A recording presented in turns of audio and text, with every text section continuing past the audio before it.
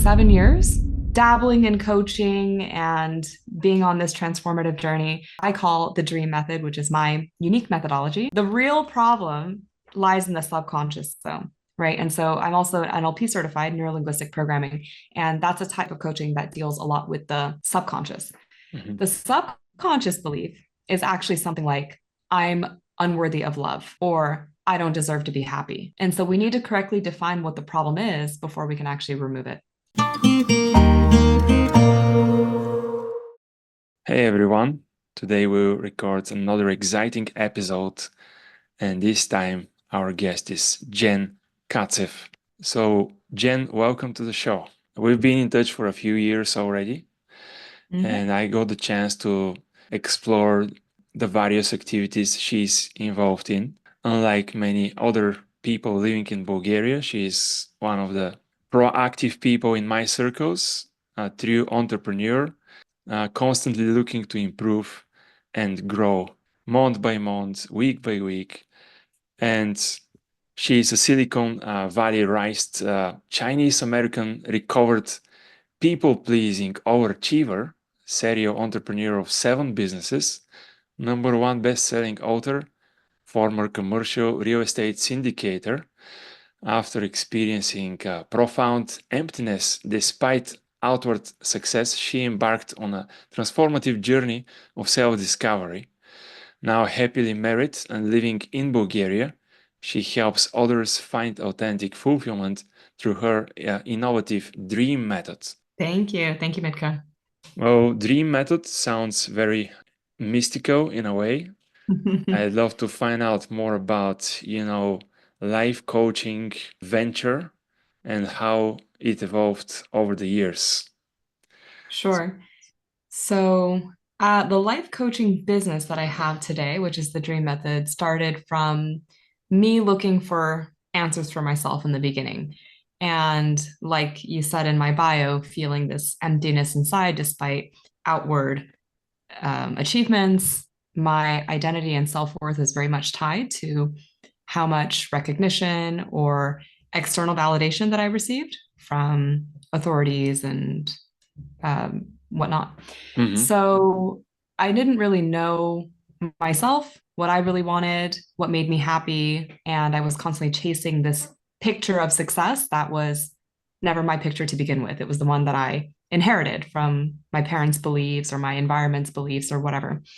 So when I started to sign up for personal development courses, let's say, I became very, very interested in the psychology and how brain works. And also, I've always been someone who's really liked to help other people, but it wasn't coming from a place of power. It was coming from a place of I will feel like a bad person or an unworthy person if I don't constantly give, and give, right? Not sustainable, of course. Mhm. So the giving part of me, I think, has always been there. And all of the personal development courses and therapy that I did for myself gave me kind of insight into the different kinds of tools I could use to help people on a more professional level. I want to say like 7 years of dabbling in coaching and being on this transformative journey. I created what I call the D.R.E.A.M method, which is my unique methodology. And I can explain to you what Of it course. is. It's an acronym. Yeah. So the D stands for define your problem. We need to correctly diagnose it to know what we're treating, right? Mhm. And often people have this conscious problem. Like the one that I like to give all the time is there are no good guys on online dating. I get this one so often. Tinder sucks, right? That looks like the problem. The real problem lies in the subconscious, though, right? And so I'm also NLP certified, neuro linguistic programming, and that's a type of coaching that deals a lot with the subconscious. Mhm. The subconscious belief is actually something like, I'm unworthy of love, or I don't deserve to be happy. And so we need to correctly define what the problem is before we can actually remove it. Otherwise, we're just dealing with symptom based coaching. And I don't believe in that. The R stands for removing root causes. So then there are many techniques we can do to start to actually find out where did this belief come from and start to challenge it and then start to reframe it, remove it, and put in place a new belief that's actually going to serve you and empower you. Yeah. And a lot of this has to do with going back into childhood, going back into the past, because most of our beliefs formed at a very young age. Somebody said the modern world problems are our kindergarten problems, the ones we Yep. had. Yep. Absolutely. Same Um, type of conflicts. it is. It's the same operating system, and no one actually goes back and updates it with the new version. So we're just these adult bodies and we're more mature and we know how the world works a little better. But then the actual programming, it's kindergartner sometimes. Right. So Yeah. define the problem, right? D, define the problem. R, remove the root cause. E stands for expose and express your true self. So here I do a series of exercises that help you discover your core values. And we can only do this when all of the hurdles are out of the way. Then you can see more clearly Mhm. what's really underneath as your core values. I do exercises on superpowers because a lot of us, for example, me, I'll use myself, people pleasing seemed like a weakness because I would focus so much on the part where I felt taken advantage of or drained or whatever. I didn't see the superpower that came with working so hard to be accepted to be a people pleaser, which is being able to work with large groups of people at once and to control a room, being extremely loving, being extremely giving by themselves as superpowers. Mhm. And that builds a lot of confidence and it gives you a lot of clarity as well on where you want to proceed in what direction, because then you know what core values to act from. And you also trust yourself to operate by those core values. And then also you have confidence from your superpowers as well. And when you remove the negative aspect of those superpowers, let's call it, then you can just isolate the positive. And it's very, Right. very powerful. The A stands for action. So nothing happens without action, right? But a specific kind of action because it has to be effective action. So I call it aligned action, action that's aligned with your core values. And then the M stands for manifestation because Mm. once you start taking a lot of action and once you start just being very consistent with your core values, you will also begin to attract results that you Right. want more easily, more effortlessly. And that is the dream Yeah. method. Right. Well, thanks for presenting it. Each part has its own specifics. I'm confident, especially I mean, what stuck in me right now is the manifestation. I can pre-assume there are a few layers there involved, and depending on the preparation people have, and number of times they failed and succeeded prior to that, Mm-hmm. the outcome might be different there. But here's what I also am curious to ask you about. Mm-hmm. How much time does the whole process takes from the first stage to the last stage? Is it a fixed time or No, it's a different time for everyone? it depends on everyone because depending on how self aware you are, you're going to be able to access things more quickly or more slowly. For example, someone who's never dealt with subconscious before, who's learning this as a new concept, Mhm. it's going to be very difficult to actually even get to what is the subconscious belief because there's so many layers of self judgment and, well, I shouldn't feel that way, or, you know, there's just so much conscious mind Yeah. that's preventing us from going there Yeah. Yeah. because they've never looked there before. Other people, for example, even if they haven't done work on subconscious, but they're more comfortable with just saying, I'm not good at this, or I feel this about whatever, this makes me angry or insecure. And people who can tell the truth more about themselves are going to have access faster as well through the Right. steps. Um, but also it's not like you do it one time and you're finished process. Like manifestation Mhm. is something that evolves over time forever, right? And so in Yeah. terms of my programs, I have a 5 day program which is super intense where each day we go over the one letter of the dream. Mhm. And then I have a 10-week program where we actually spend 2 weeks on each letter. But this is an ongoing process. I mean, even I'm still, going D.R.E.A.M all the time. Got it. Yeah. Well, what would be the next step for someone who went through the 10 days program?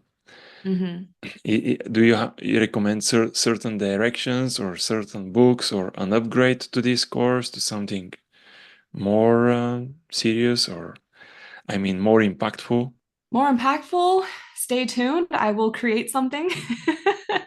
Right. um, yeah, I would say in general, just continuing to practice these principles and really internalizing them for yourself until you have facility in using the tools, Hmm. right? It's like anything that you do with real estate investing as well, or Yeah. anything. You go through the boot camp, you learn the how to, and then you actually go in the field and you actually work on Yeah. underwriting, buying the property, negotiating, closing, and all that stuff. And you do it enough times where then it becomes second nature. So it's the same Yeah. with any of these things. Yeah. Yeah. Yeah. Yeah. Well, it makes sense. Actually, you said it depends on how honest you are with yourself. Mm-hmm. Is it something to do with um, self-awareness as well, Absolutely. somehow tied to self-awareness? I would even think of adding one more word here, dreams, S for self-awareness. Yeah. But Yeah. and I mean, it has a lot to do with self-awareness. And I think in order to be self-aware, first of all, you have to be willing to be wrong and to Mhm. challenge things that you already believe and be Yeah, wrong about it. And it's a difficult first step for many people. right. Well, if we presume that somebody who would be a great fit for your program is Mm-hmm. currently struggling, and the one of the main reasons for that, of course, we have some of these subconscious beliefs, but Mm-hmm. let's say a poisonous environment Mm-hmm. can be another main reason. Absolutely. Um, One of the first things these people can do is admitting that they have like a maybe a false image on, I mean, what they want to achieve. It's actually some kind of like an external validation. The Mm-hmm. poisonous environment is somehow demanding from them.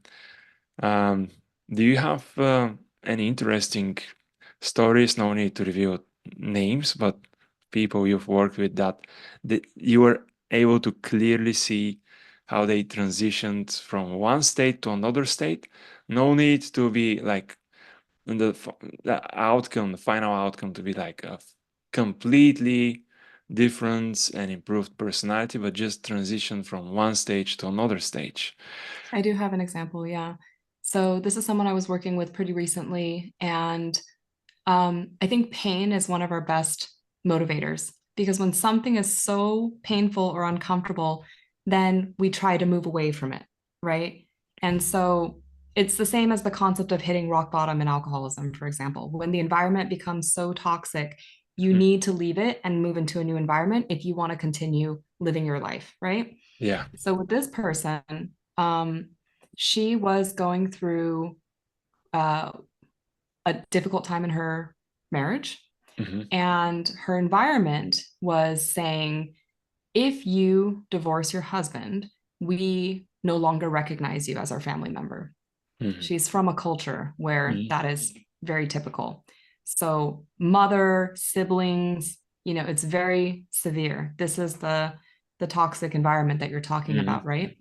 Because she's so clearly unhappy, but so afraid to do something about it because if she does, then she will lose all of these very significant relationships, right? Hmm.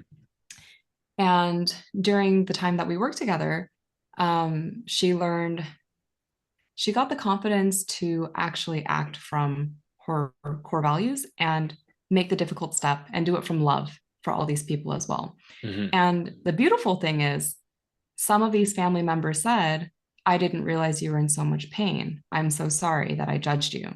Because she never felt safe to share how much in pain she was. Hmm. And when people don't know, they make assumptions. Yeah. And um, it's still a work in progress right now, Hmm. but things are getting better as she's able to communicate more honestly about her needs and be courageous because it takes a ton of courage to do what she's doing. Yeah. Yeah. Absolutely. And So she's changing her own environment by taking that first step and actually being honest instead of just accepting whatever the cultural norm is. mhm. So yeah, this is a good story related to actually taking advantage on what we have by nature, the ability to speak and communicate to clarify what the actual issue is. Persona, personality, Mhm. if not wrong, it comes from the Latin language and it means with sound. Persona. Ah, So we're the human beings that communicate with the sound, you yes. know. So if we forget taking advantage on what we have by default, it seems like we start falling into some troubles and looks like it's not a very conscious process, you know. It just slips to the cracks Hmm. uh, if we don't take care of it, if we don't observe what's happening actually. Yeah. Oh, nice. This was a nice story. I also have some I can recall, even though one was related to mostly about investing. One guy, it took him 3 years to make him his first investment. And mentioning 3 years, I've, I'm, if not wrong, you know, based on the sources I have access to make like a full transition, it takes like 3 to 5 years, like to go through all the processes and Hmm. build all the routines and change your operational system, you know.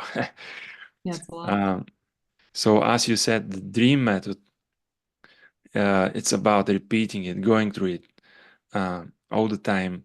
So it should be some kind of like a tool, a technique that people. Exactly. For example, I'll give you some examples. Mhm, When you hear the word should, then you know what to do with it. Because I'll give you a free one here. The mhm. word should literally means is not. So I've removed the word should from my vocabulary. For example, if I say something like, you know what, I should have known how to do that, or my husband should have taken out the trash. It's like It kind of literally like means I did not know how to do that, or my husband did not take out the trash. So now I have that the reframe to deal with what's happening in reality versus living in my expectations being frustrated, right? When I feel the emotion anger, that means a boundary got crossed. And so now I know, oh, I feel angry. I'm not going to suppress my anger. I'm not going to power through and pretend it's not there. I'm going to actually look what boundary got crossed. And now I get to deal with that boundary that got mm, crossed. And so when you learn how to use these tools and use them in your life, then you start to build a routine. Yeah. nice. Well, did you end up replacing should with another word? Yeah. It's just, it is or it isn't. What's actually happening in Mm, reality instead of yeah. living and operating from expectation, I'm just observing what is happening and what's not happening. Mhm. And it's a lot easier to deal with things objectively than from expectations. Absolutely, absolutely. Well, once a popular host said that it's good to replace should with could, for Could example. be. And the episode was on the power of words. So, have you had the chance to explore the power of words? And is this part of your coaching somehow or not that I much? don't know specifically about the power of words that you're Mhm, referring to, mhm, but neurolinguistic programming, the second word linguistic means language. So words is like 200% of what I work with right. because the way the subconscious works and it stores beliefs is in sentences. And so what we're trying to do is extract the sentences. And so earlier, what you were talking about is when we speak, it gives so much information about what's going on and what we believe. And as coaches, we're trained to listen not just to the words being said, but what are those words telling us? What is the commitment behind those words? Mhm, Like if you hear somebody, for example, angry at their husband because he's not paying enough attention to her and she's complaining about that, and it sounds like she hates her husband, as a coach, you hear the love because she misses her husband, mhm. right? That's love that's causing her to be angry because, the way the relationship doesn't fit her expectations. Right. Yeah. So, language and what's the commitment behind the language is many levels Mhm. of listening and speaking. Yeah. That's why being a conscious listener is another key skill, both in business and personal life. Absolutely. Uh, Holding your attention to what people are saying and replying back in an adequate way is something that sounds very simple, but uh, I mean, less people are doing it, seems like. We're not trained to do it. We're not Yeah. trained to do it. No one teaches you how to communicate. You model after parents, and a lot of them were not trained to communicate. In school, they don't teach you how to communicate. After school, they don't teach you how to communicate. It's, there's not there's a lot of missing education around it. Yeah, well, if you think about it, some people are fans of UFO, right? And What's up? about they watch. I mean, some of them watch sci-fi movies, and they Yes. love talking about discovering new worlds, things like that. But in a way, opening your eyes for what's actually happening inside you and around you can be somehow compared to discovering a new world. Oh, absolutely. Because, if, as you said, you act and think and speak and behave uh,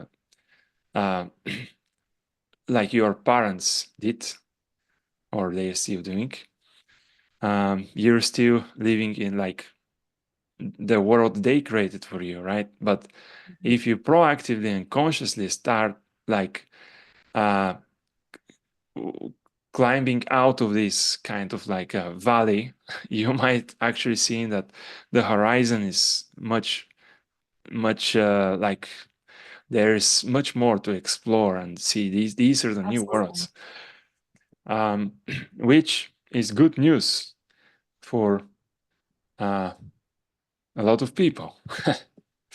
Yeah.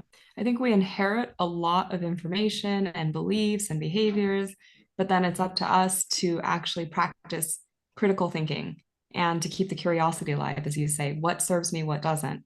What do I want to learn to replace that thing that doesn't work for me? What can I learn about myself? What can I learn about myself, especially in the context of like, how can I be a better person and how can I be better for society, right? And what's going to have me feel happy and fulfilled and you Mhm. know it's very fun for me now that I've learned how to get over, now that I had enough practice doing a lot of this introspection, and when I come across a fear or an insecurity or something very uncomfortable, Mhm. I just understand that this is part of the process. That I feel those feelings means a breakthrough is about to happen soon. So I'm looking forward to the breakthrough, and therefore the painful feelings is just like a step in the process. Mhm. And now understanding how this all works makes the constant discovery quite fun. Yeah, yeah. Yeah. Oh, And I hope how people can come to that as well, because I think a lot of people are afraid, you know, they feel exposed, they feel challenged, confronted, let's say. it's like when you open the window of a dark room and you suddenly see the sun and you feel scared, but it's only the first seconds maybe. And or if you were living in a cave, the dark cave, Mm-hmm. then but or like in the this movie, The Planet of the Apes, one of the apes where the cage was broken, the door was broken, and he got a chance to escape, but it was like some grass outside and something he was the ape was scared to even step on the grass, and he got Mm-hmm. back to the one of the corners of the cage and didn't Yeah. want to escape, even though the door was opened. Yeah. Um, That's how we act with new and unfamiliar things. But yeah, then it becomes familiar, right? And then, and again, having critical thinking for some of the new things, it's always a good tool to use. Sometimes we might step on some traps as well, because unfortunately, in your space, and I guess you can also confirm that there are some like con art artists, okay. Yep. which they actually harm the entire industry, Yep. and somehow at the same time drive the authentic people to work more on their authenticity, so they, when they you know, stand up and start talking to the world, this authenticity is actually recognized, and it becomes, you know, this sign, the differentiator that helps people connect with people. So I was going to ask you, how do you actually start the conversations? Do you just like educating some audiences and let people connect with you? Or do you have some proactive way to start a conversation with somebody that might be a good fit for the D.R.E.A.M Mhm. framework? Yeah. So how do I do my marketing? Is that kind of the question? Well, I call it how do you start conversations, because yeah, it's part of the marketing, but the entry gate moment, you know. I mean, some people say entry gate offer, but Yeah. So right now, I started with first and second degree friends. So friends or friends of friends to Mhm, test my programs and get feedback, testimonials. mhm, And then I started to attract certain kinds of people that I resonated more with, who resonated more with me as well, mhm, because I was attracting all kinds of people. And I did run ads as well, mhm. geographically, like 5 continents, Interesting. ethnically, nationality wise, like 40 plus countries. So all kinds of people, age teenager to grandmother, men, women. And the thing is, these principles are so universal, they can serve everyone. And I would love to share them with everyone. But I guess this is something that every business goes through is you have to really craft your messaging to find your following, because if you're everyone for everyone, then you're nobody to no one, right? And the Right. people who resonated most with me were female entrepreneurs, because Yeah. maybe I am one.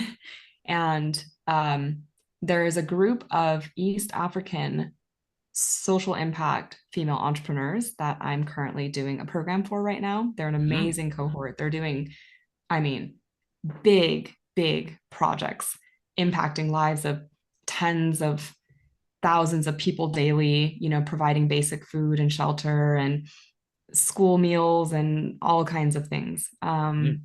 So that's one group, because they're also very, very big hearted, very giving, and they deal with things like feeling not good enough that they feel they have to keep doing and contributing, and feeling very trapped because they know they shouldn't think this way. So that's one group. Mm. And then the second group is my former industry, um, Asian American women from the Bay Area in real estate. Mhm. And how This am I is creating? Yeah. very well defined. Yeah.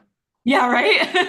Surprise. It's funny that it took me 4 months to see this audience, because I think I have been so disconnected from that identity that I just didn't connect with it right away. I feel like Mm. I've changed so much since I moved to Bulgaria, because in that environment, everyone, not everyone, but like I'm very common there, let's say. People like me. It's like very common. And then I Mhm. came here where the same societal cultural norms, like no one had any expectation of me, and I can actually just really discover my own identity.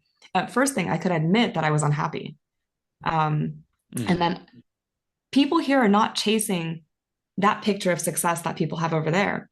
And so I actually had the space to, one, admit that I was unhappy, that I was burnt out, and actually redefine a new picture of success for myself, which is actually just feeling fulfilled, happy, and being a contribution. And it doesn't have to look like me in a suit. So, Yeah. um, how I'm connecting with those people, to answer your question, and starting conversations with them is through just speaking with people from my previous network and having them promote me to their groups and run trainings for those women. Like, a lot of them are dealing with imposter syndrome. A lot of them are dealing with um, just not having the same confidence as a white man in the workplace. It's a very white man dominated industry. And so they Mhm. feel the need to people please. They feel if they're not people pleasing, then they're being too aggressive. And there's just so many issues that I understand. Like I understand those pain points, that I'm able to actually um, give them some new tools to be actually confident in what they do. Right. Well, this should be related with plenty of psychology as well, and working with their mentality in a It's way all about that. that. Yep. Mhm, It's all about the beliefs. It's the same dream method, just mhm. applied to different niches. Yeah. Right. Well, and you're saying that you rediscovered that you're feeling quite comfortable in this environment, and you actually you can resonate with what they might be currently Yeah. experiencing, which more or less is the same what you've experienced in the past. Um, and to be honest, I'm going through a process of getting out of as a people pleaser as well. I find uh, it has something to do with lack of enough confidence, self-esteem. My impact might be much bigger compared to the one I perceive from my own eyes. Yeah. And this is a problem.